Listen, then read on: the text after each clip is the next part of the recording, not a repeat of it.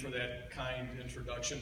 Good afternoon, everyone. It is great to be back here at Olean High School. This is my reunion year. This is 40 years ago that we graduated outdoors at Bradmer Stadium. So it is wonderful to be back here. I have so many fond memories of my 4 years here at the high school. The lessons that I learned here in and out of the classroom helped to shape me into the person that I am today.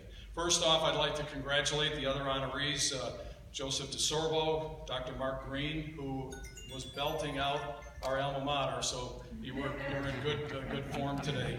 And also Howard Van Scooter. Howard taught with my mother, Ann. My mother taught here for 20 years, and Howard and Bonnie and my mother were in the science department together. And Howard, this makes this an extra special day for me, and I'm sure that my mother is smiling down on us today. Thanks to the selection committee for this honor, and to my special friend John McCarthy, Dr. John McCarthy, class of 1979, a lifelong friend here in Olean, who very quietly worked with my wife Debbie and my sister-in-law Karen on this nomination. And Johnny Mac, thanks for being here along with your wife Claire and your daughters. Your wife Susie, your daughters Claire and Mary Kate. Appreciate you making the trip up today from Pittsburgh. It means a great deal to me. Also, my family is here. I've got the 7 of the 9 Keenans are here today. People, a family from Olean and Hinsdale, Ellicottville, Buffalo, Rochester, New York City, Philadelphia, and Charlotte. So siblings, cousins, in-laws, thank you. You honor me with your presence here today. And I'd also like to thank the foundation for everything that you do for the students, to support the students and the faculty and the administrators here in the Olean City School District, to provide them with the funds for new experiences, projects, and programs. I'm the son of 2 teachers. My mother, Ann, as I mentioned, taught here for 20 years, from the 60s into the 80s. She taught me twice as a freshman. I had her for Introduction to Physical Science, and as a senior, she was my earth science teacher. My father, Professor Leo E. Keenan Jr., who graduated from Olean High School 75 years ago this month, was an English professor for more than 53 years at St. Bonaventure. So as the son of educators, I know how noble the teaching profession is and how important teachers are to the development and the success of their students. And I had many teachers here at Olean High School that I fondly remember. My English teachers, among them, Dick Ulazowitz, Joe Quinlan, who taught us to have some self-discipline and have some respect for each other and respect for the class. Every test he administered, he handed it out, he whistled, twirled his hand, and he left the classroom. And nobody ever violated the trust that he had in the students. Gay Shahan was another one of my English teachers. My Latin teacher, Phyllis Berg, taught me so much about the English language, and I'm a great fan of the English language, in great part because of the 2 years I spent in Latin class here.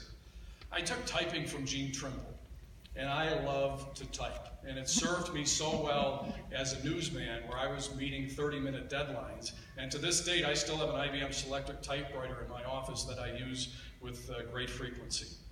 Vince Monticino was a geometry teacher, a very patient geometry teacher with someone who was challenged when it came to right angles.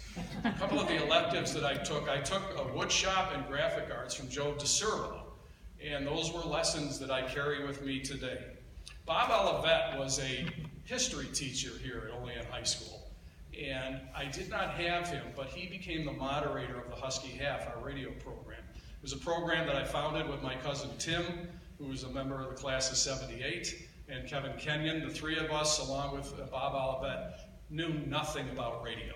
We knew nothing about radio, but Bob Olivet was there every Saturday morning, first up at WMNS and then down to WHDL, and we all figured it out together, and I will always be grateful.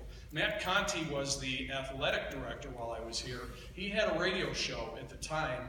He played a key role in helping us to get that program and to put it on the air. And we had great support from the administrators. Lou Nichols was the principal at the time, and Marty Welch was the superintendent. And I want to just talk about an administrator very briefly, Barb Lias. I remember in 2007 when my sister Maureen was inducted into this same group. And I will always be grateful to the kind, heartfelt words that you had about the U.S. military. As a veteran, that meant a great deal, and I will always remember that. Thank you very, very much. I played basketball for 4 years here, and I had great coaches. They taught me a lot about the game, but they taught me more about life. Terry Brennan was my freshman coach, and it was his first year as a head coach. Dick Ulazowitz was our JV coach, and John Baker was my varsity basketball coach for 2 years. We never had winning seasons, but we had fun. We had great fun for those 2 seasons, and that's what I remember. I don't remember all the wins and losses, although I do remember, Coach, the last 2 games we played, we beat Salamanca and we beat Bradford. That's how that happened. But it was, you taught us that the game was more about winning and losing, and it was about the character that you helped to develop in a lot of us. Tim was on the team, Mayor Carucci was on the team, and we had just terrific, terrific memories, and thank you very much. I want to close by saying that this is really a moment for me to honor 2 very important women in my life. For without them, I would not be here. First, my wife, Debbie. She's been with me for the major milestones in my life. She gave us our son, Connor, who is here today. And she's always helped me in the decision-making process. You've got great business sense, and I'm grateful. She supported me even when I was getting up at 3:30 in the morning to do a radio program for 7 years. She never complained. Didn't always get up, but she never complained. And she also was a major backer of Keenan Communications Group when we launched 7 years ago. I could not have done that without you. And I paraphrase a song that we love, "Because I Know You, I've Been Changed for Good." And I want to talk a little bit about my mother, Ann. I want you to think about this. She went back to school after I went into grade school. And she started teaching here in the 1960s. She had 9 children. As I said, 7 of us are here. My brother Timer is not here. The oldest, a mentor in my life. My sister Dee Dee is up in Boston with her daughter Megan, who just delivered a baby girl, Gabby. So Dee Dee is in her 45th, and this would be her 45th. But when my mom went back to teaching, she had 9 children in school. She had 3 at St. Bonaventure, 1 at Archbishop Walsh, 3 here at the high school, and Bertie and I were at St. Mary's. She proved back then that a woman could balance her family life with her professional career. And she did it with grace. And she was busy here. She was an academic advisor. She was the coach of the It's Academic team, which went up to Channel 4 and won a couple of matches. But we always felt as if we were put first. She taught us always to ask questions, to be lifelong learners. And she inspired a family of teachers, 4 of whom are here today, Kathy and Judy and Connie and Bertie.